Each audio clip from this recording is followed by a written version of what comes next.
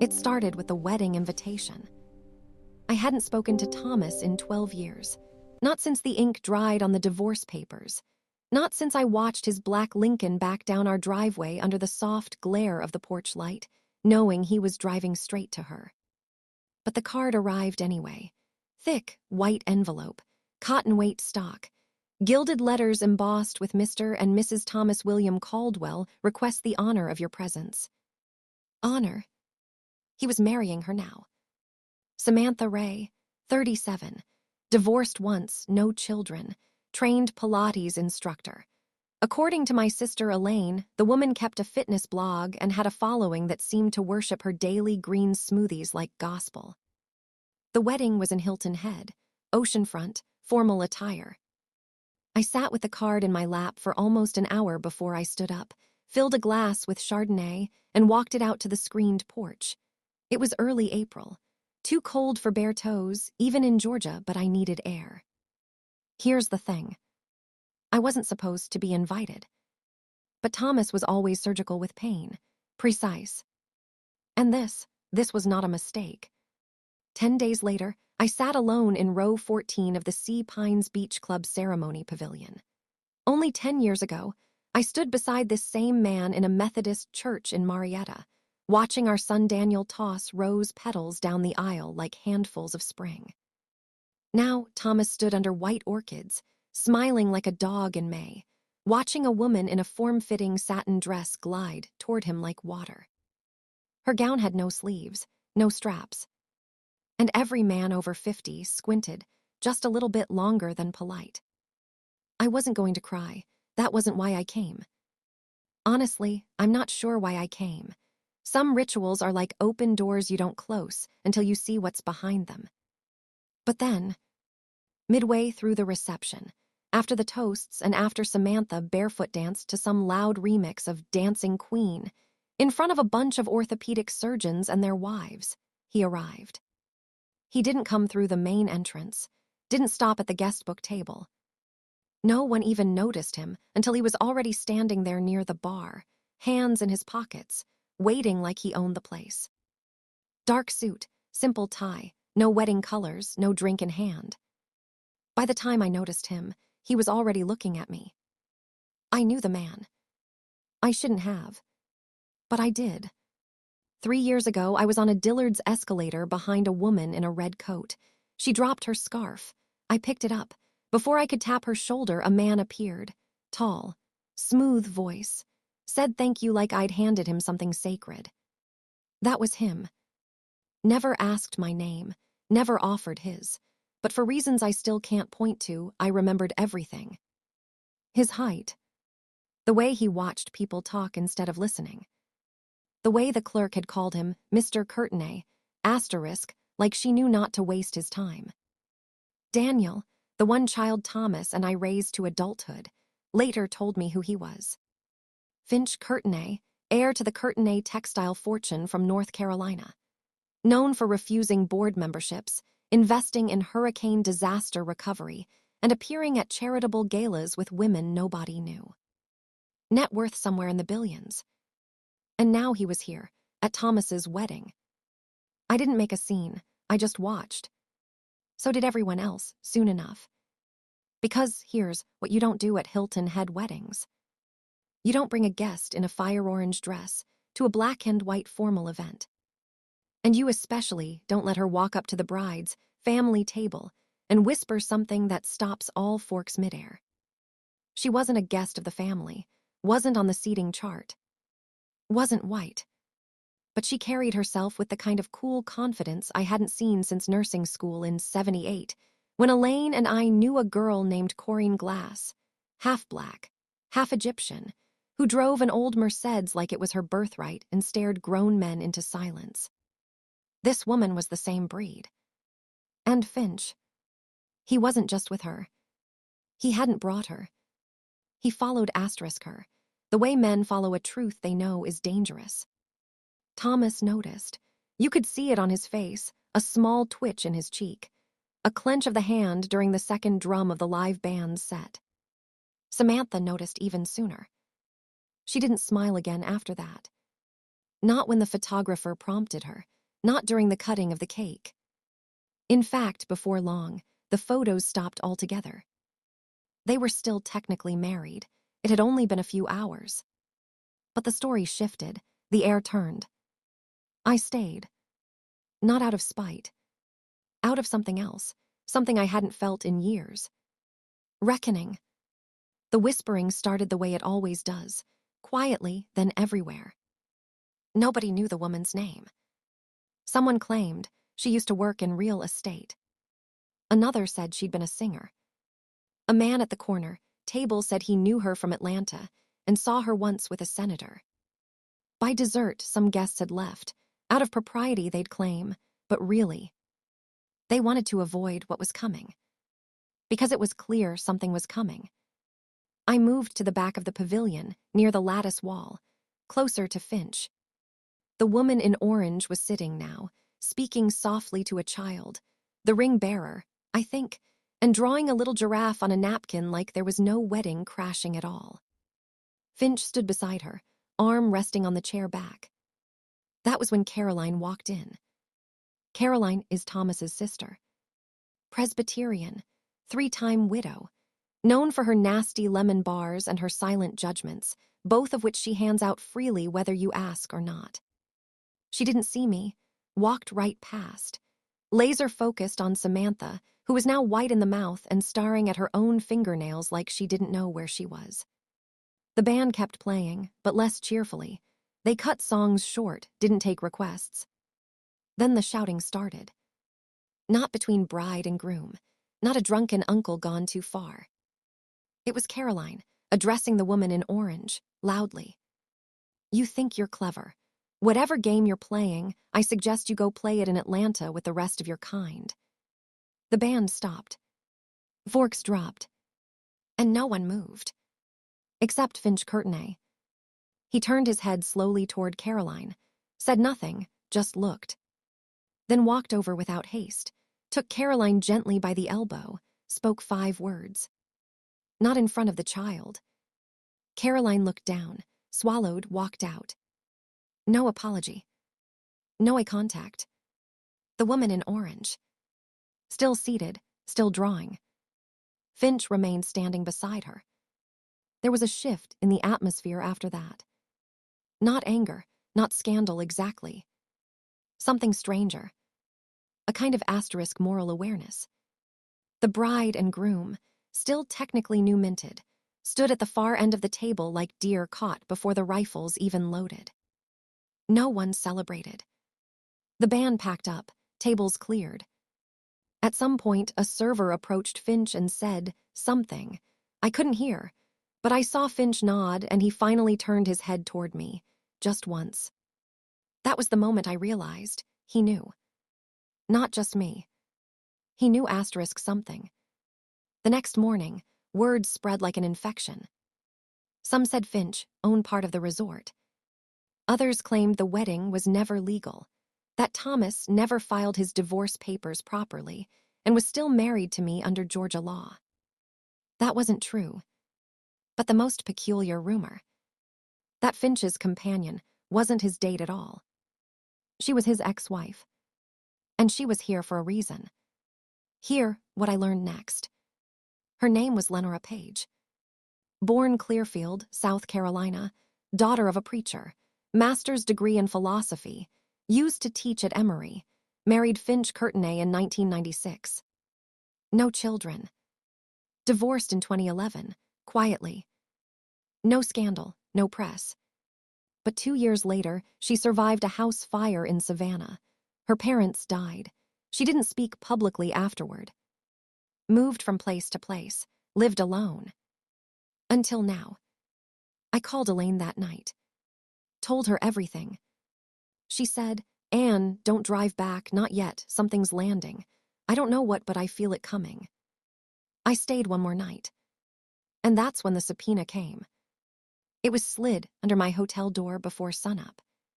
Cream color cardstock, county seal. Civil inquiry. Caldwell versus Caldwell ***, deposition required. Subject, ownership of marital assets and concealment during divorce.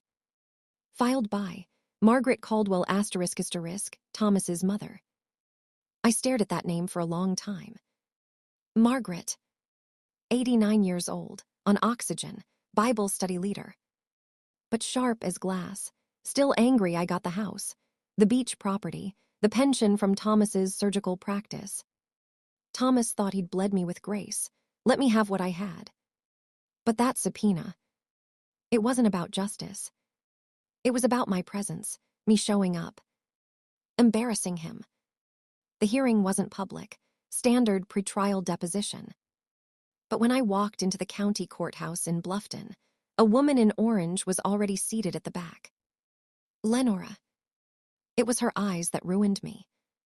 Not cold, not angry. Just prepared. Like she'd seen all this before. The room was beige, everything about it beige. Walls, carpets, emotions. The court reporter didn't look up, just typed. Thomas sat 2 rows behind his attorney. Didn't look at me once. The judge was lean, kind-faced, but there was steel in the way she paused before speaking. I answered the questions I was asked. Every one. No lawyer of my own, just truth. But the problem with truth is, it doesn't protect you.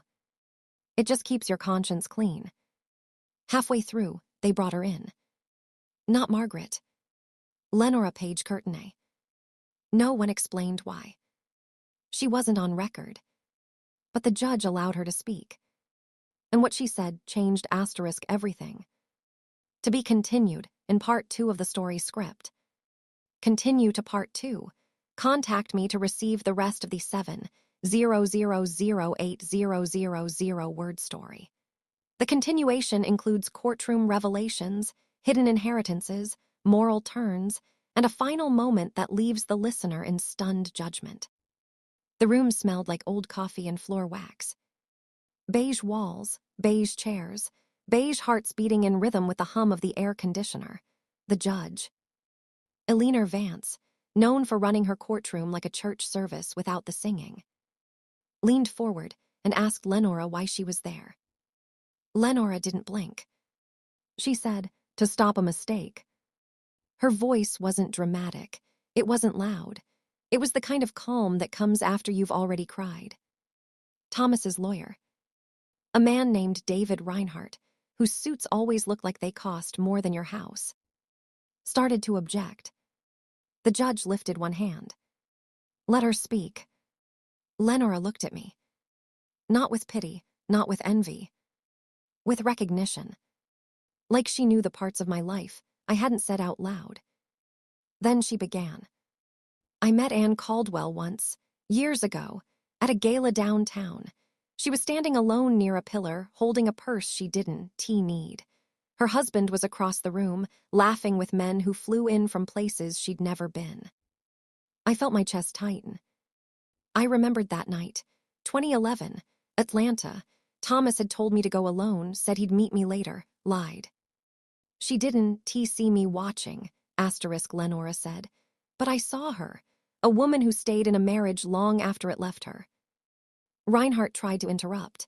The judge didn't let him. Lenora kept going. And I recognized something else that night, the same thing I saw today. She looked at Thomas. He sat still, perfectly still, the way he used to when the marriage was dying and he'd already moved his mind somewhere else. Thomas Caldwell didn't just leave his first marriage. He took from it. He took from her future, and he took from mine. The air shifted. The court reporter's keys stopped. Even the air conditioner seemed to pause. The judge asked, "Are you testifying as a witness in this case, Ms. Courtenay?" Lenora shook her head. "No, Your Honor, I'm testifying as a victim." Thomas finally moved, just enough to glance at his lawyer. But Lenora wasn't done. She reached into her bag, slow, deliberate, and placed a folder on the table. It was thick, older than this case, older than his new marriage. She opened it. Inside were papers, deeds, bank statements, and a photograph. A house, a beach house, not the one Thomas inherited from his father. Another one. In Savannah. We bought that house together, Lenora said. Thomas Caldwell and I before he divorced me, before he lied and said the assets were separate, before he walked away with more than half of what we built. The judge adjusted her glasses. Are you claiming joint ownership? Lenora nodded. I am, and I'm claiming he sold it, without my consent, to the same woman he's standing here with today. Samantha Ray. The new wife. The Pilates instructor. The woman in the form-fitting satin dress who didn't belong in that room, but suddenly looked like she'd walked into a wall she didn't see coming. Thomas finally spoke. His voice was tight, controlled, the same tone he used when he told me 20 years ago that he was taking a sabbatical and needed space. Your sabbatical was another woman. Your space was her bed. Now he said, Your Honor, this is not relevant. The judge cut him off.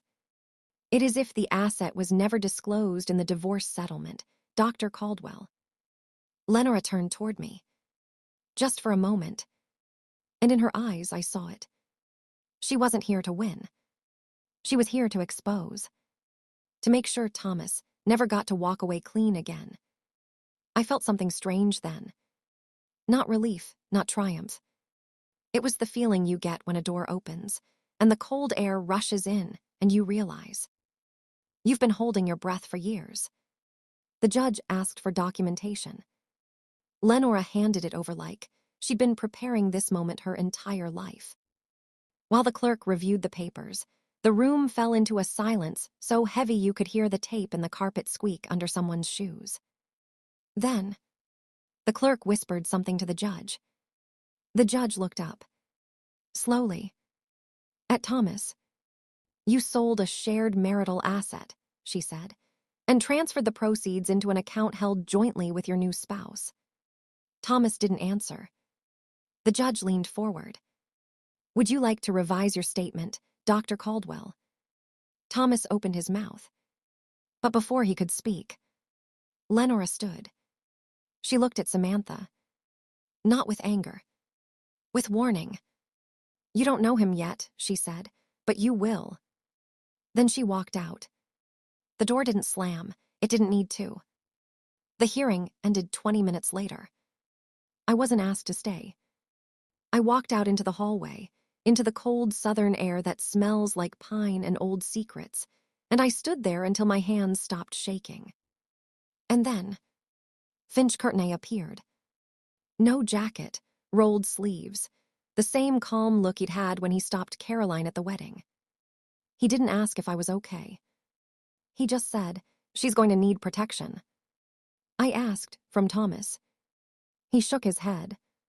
From the truth, it doesn't always protect the people who speak it. He walked me to my car. We didn't touch, we didn't talk about the past.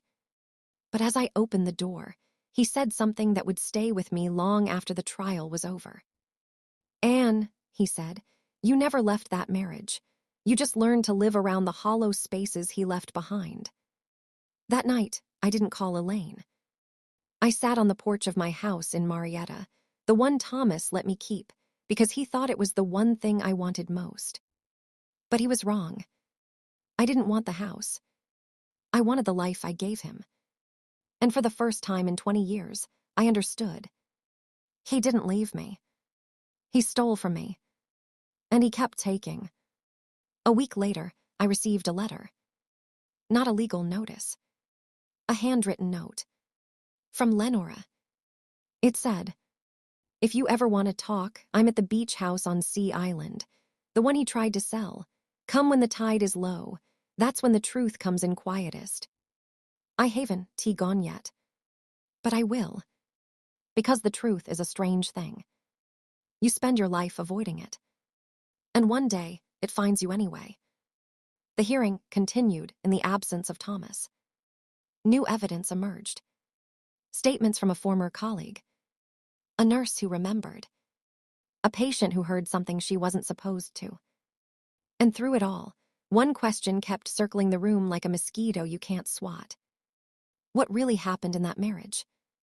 And why did he keep marrying women who paid for his silence? The judge didn't rule that day. But she looked at me once. Just once. And in her eyes, I saw it. She knew. They all knew. And the strange thing is, I didn't feel vindicated. I felt seen. For the first time in my life, I felt truly seen. The gavel didn't fall. It never did. Instead, Judge Vance leaned back in her chair, steepled her fingers, and looked at Thomas like he was a stain on her otherwise spotless courtroom.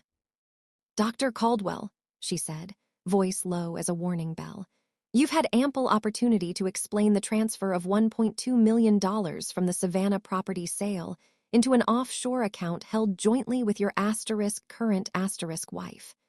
Care to revise your earlier testimony?"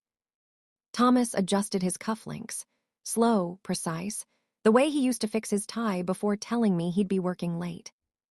"I sold a vacation home," he said. "It was mine alone, the divorce decree."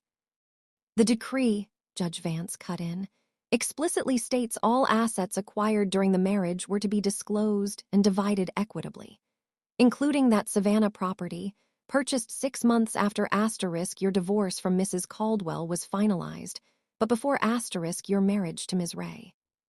She slid a document across the bench. Thomas's knuckles whitened. "But Your Honor," his lawyer David Reinhardt jumped in, "this is irrelevant speculation. The statute of limitations." "Speculation," Lenora's voice cut through the room like a scalpel. She stood in the doorway, still in that same fire-orange dress, now slightly rumpled from travel. Finch Courtenay stood beside her, one hand resting protectively on the small of her back.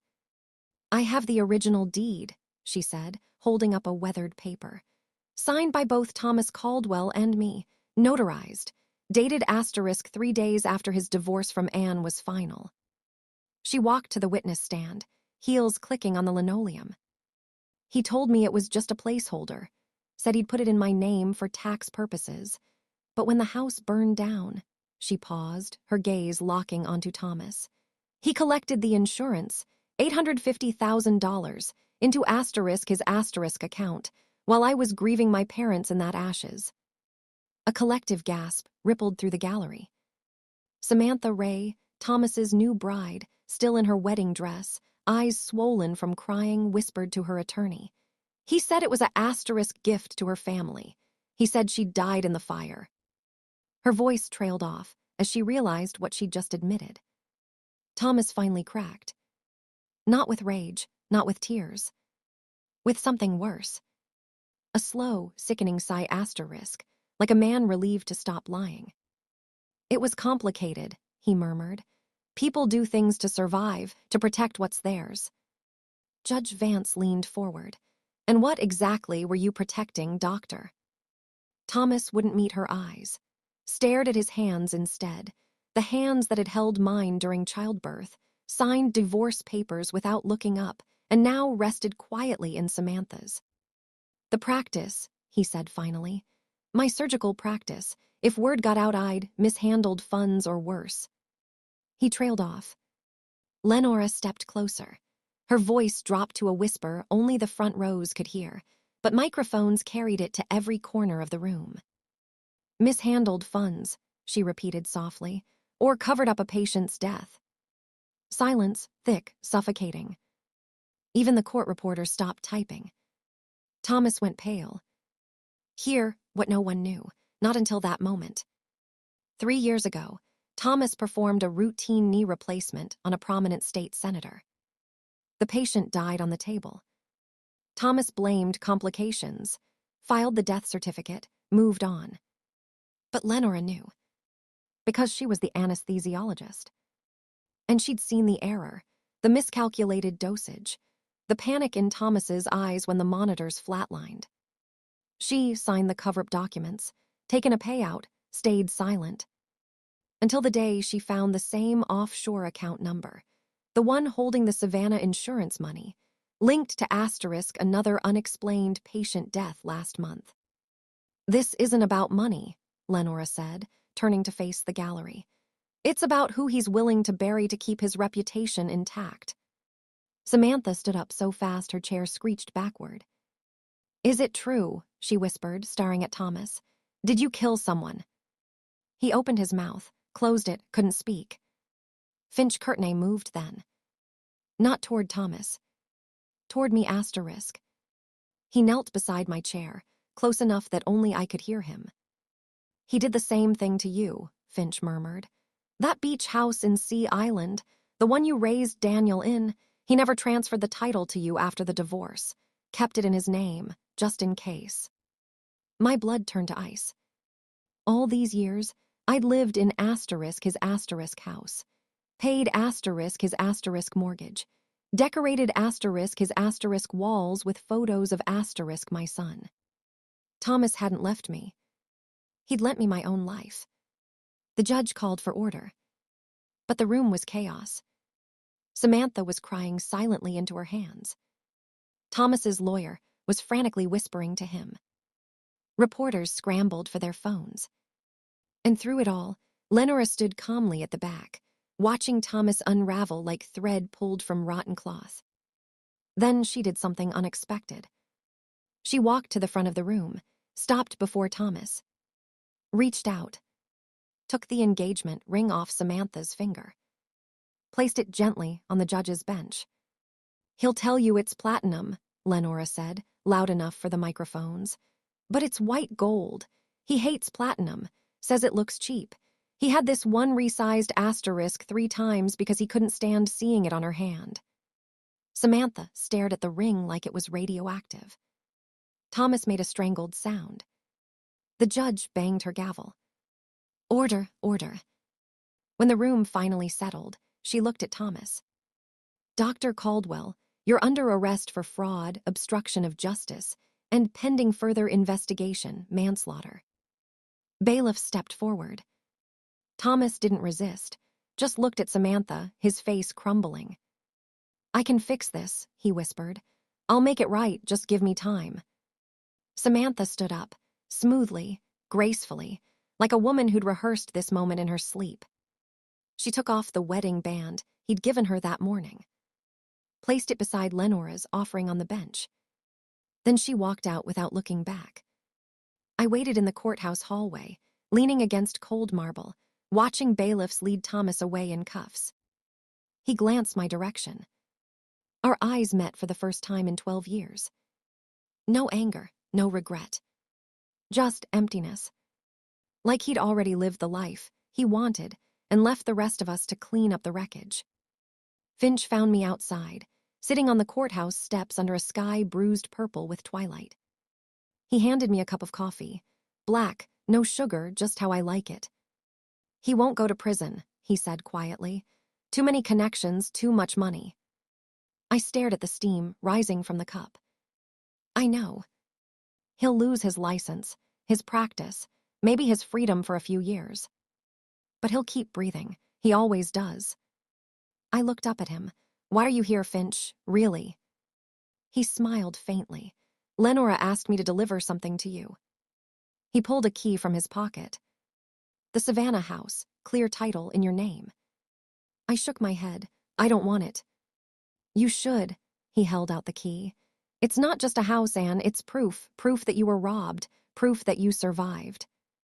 I took the key. It felt heavy in my palm. Like a promise. Later that night, I drove to Marietta, past the house Thomas gave me, past the church where we married, past the park where Daniel learned to ride a bike. I parked at the edge of town, walked to the riverbank, sat on a bench overlooking the Chattahoochee. And for the first time in 20 years, I let myself cry. Not for Thomas. Not for the life I thought I had. But for the girl I used to be, bright-eyed, trusting, believing love meant giving everything until there was nothing left. The letter came 3 days later. Not from Lenora. From Samantha Ray. Dear Ann asterisk. I'm writing this in a motel room outside Macon. I left everything. The dress, the ring, the lies. Thomas told me you were bitter, vindictive, that you'd ruined his life. But today in court, when you didn't gloat, when you just looked at him, I saw the truth. You weren't angry. You were free. I'm starting over, teaching Pilates at a community center, renting a room above a bakery. I don't know if we'll ever meet, but if you ever need a friend. Samantha. I folded the letter slowly, then drove to the airport. Not to Hilton Head. Not to Savannah. To Asheville, where the mountains smell like pine and possibility. I rented a cabin with a porch swing, bought a journal with blank pages, started writing down everything I'd swallowed for 20 years. The lies. The losses. The quiet thefts of my joy. One morning, while hiking the Blue Ridge Trail, I saw her. Lenora. Sitting alone on a rock overlooking a waterfall, sketching in a notebook. She looked up as I approached, smiled like she'd been expecting me. No grand speeches, no revelations. Just two women who'd survived the same storm, sharing silence under a sky washed clean by rain. As the sun dipped below the ridge, she handed me a page from her sketchbook. A drawing of the Savannah beach house, with two figures walking toward the water. Small, steady. Alone together. I still have the key to that house, but I haven't used it. Some doors, once opened, don't need to be walked through again. The truth is its own destination. Last week, I got a call. Thomas's lawyer. He's asking for you, he said. Before sentencing, says he has something important to give you. I hung up, then drove to the riverbank again. Sat on that same bench. Watched the water carve its path through stone, slow, relentless, inevitable. And I finally understood. He didn't owe me an apology. He owed me nothing. Because the greatest revenge isn't seeing him punished. It's living fully in the life he tried to steal. So here's what I leave you with, darling. We spend so much time guarding our hearts from thieves. We forget the most dangerous thing is what's taken from us. It's what we give away waiting for them to return it. The tide's still coming in. Always is. But now I know how to swim. And